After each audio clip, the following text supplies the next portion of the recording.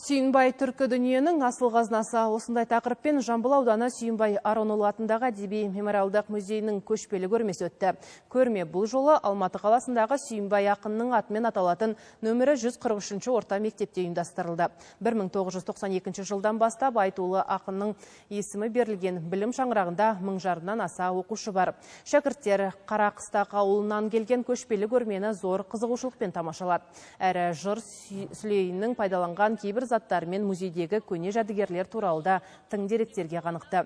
Игі шараға әйгілі ақынның ұрпақтары мен зиялы қауым өкілдері де қатысты.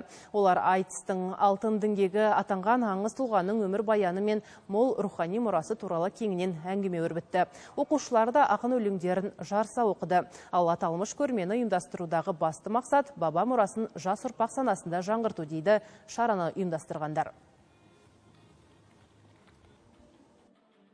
Сүйінбай атамыздың атынан аталған мектептің оқушылары Сүйінбай атамыздың ақындығын, жыршылығын, жыраулығын, айтыскер ақындығын, Ұзынағаш болысының биі болғандығын, басқа да қырларын білсін, көрсін, мұражайымызда сақталған әрбір құнды жәдігермен таныссын, атадан балаған мұраны қадірлесін деген мақсатта осындай жылжымалы көрмені ұйымдастырып отырмыз.